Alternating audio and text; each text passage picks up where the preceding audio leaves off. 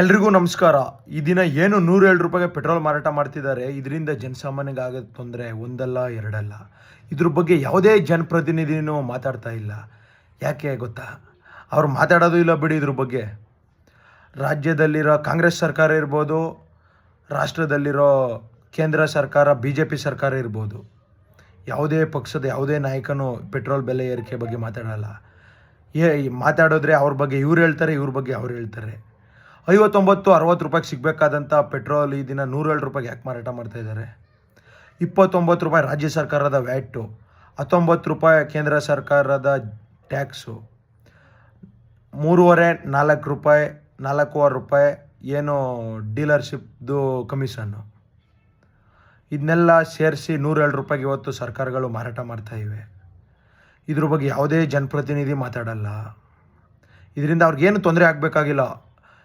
ಎಲ್ಲ ತೊಂದರೆ ಇವ್ರು ಮಾಡೋ ಬೆಲೆ ಏರಿಕೆಗಳನ್ನೆಲ್ಲ ಅನುಭವಿಸ್ಬೇಕಾಗಿರೋದು ಜನಸಾಮಾನ್ಯನೇ. ನೀವೇ ಅನುಭವಿಸ್ಬೇಕಾಗಿರೋದು. ಇದ್ರ ಬಗ್ಗೆ ಎಲ್ಲ ತುಂಬ ಚೆನ್ನಾಗಿ ಯೋಚನೆ ಮಾಡಿ.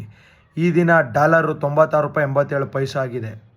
96 ರೂಪಾಯಿ 87 ಪೈಸೆ ಡಾಲರ್ ಆಗಿದೆ. ಇಂಥ ಹಣದುಬ್ಬರ ಆಗಿದೆ. ಆರ್ಥಿಕ ಸಮಸ್ಯೆ ಇಷ್ಟು ತಾಂಡವಾಡ್ತಾ ಇದೆ. 107 ರೂಪಾಯಿ ಪೆಟ್ರೋಲ್ ಆಗಿದೆ. ಚಿನ್ನ ಗಗನಕ್ಕೇರಿದೆ ಅನ್ನೋದಕ್ಕಿಂತ ಗಗನಕ್ಕೆ ಹೊಂಟೋಗ್ಬಿಟ್ಟಿದೆ.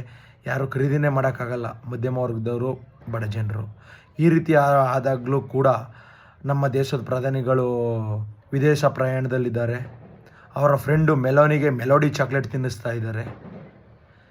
ದೇಶದಲ್ಲಿ ಜನ ಅನ್ನ ಉಣ್ಣೋಕ್ಕಾಗ್ತಾ ಇಲ್ಲ. ಇವರು ಯುರೋಪ್ ಟೂರ್ ಹೋಗಿದ್ದಾರೆ. 107 ರೂಪಾಯಿ ಜನ ಪೆಟ್ರೋಲ್ ಹಾಕ್ಸ್ಕೊಂಡು ಗಾಡೀಲೇ ತಿರ್ಗಾಡೋಕ್ಕಾಗ್ತಾ ಇಲ್ಲ. ಇವ್ರು ಒಳ್ಳೆ ವಿಮಾನಗಳಾಗ ಓಡಾಡ್ತಾರೆ. ಇವ್ರಿಗೇನು ಆಗಬೇಕಾಗಿಲ್ಲ. ರೋಮು, ನೆದರ್ಲ್ಯಾಂಡು, ಇಟಲಿ ಎಲ್ಲ ಕಡೆ ಇವರು ವಿದೇಶ ಪ್ರಯಾಣ ಮಾಡ್ತಾ ಇದ್ದಾರೆ.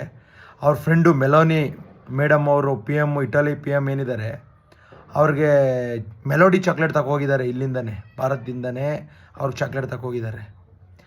ದೇಶದ ಜನಕ್ಕೆ ಮೆಲೋನಿ ಅವ್ರಿಗೆ ಮೆಲೋಡಿ ಚಾಕ್ಲೇಟ್ ಹಾಕಿದ್ದಾರೆ. ಇದ್ರ ಬಗ್ಗೆ ಎಲ್ಲ ಜನಸಾಮಾನ್ಯರು ಮಾತಾಡಲೇಬೇಕು. ಜನಸಾಮಾನ್ಯರು ಯೋಚನೆ ಮಾಡಲೇಬೇಕು. ಇದರಿಂದ ಇವ್ರಿಗೇನು ಆಗಬೇಕಾಗಿಲ್ಲ. ಕಾಂಗ್ರೆಸ್ ರಾಜ್ಯ ಸರ್ಕಾರ ಇರ್ಬೋದು, BJP ಕೇಂದ್ರ ಸರ್ಕಾರ ಇರ್ಬೋದು, ಇದರಿಂದ ಇವ್ರಿಗೇನು ತೊಂದರೆ ಆಗಲ್ಲ. ತೊಂದರೆ ಎಲ್ಲ ಜನಸಾಮಾನ್ಯನಿಗೆ. ನೀವೇ ಯೋಚನೆ ಮಾಡಿ.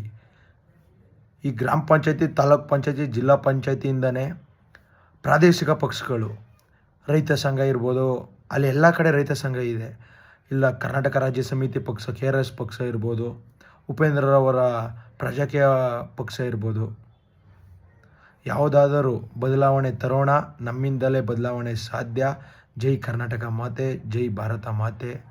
ಸೈನಿಕರಿಗೆ ಜಯವಾಗಲಿ, ರೈತರಿಗೆ ಜಯವಾಗಲಿ.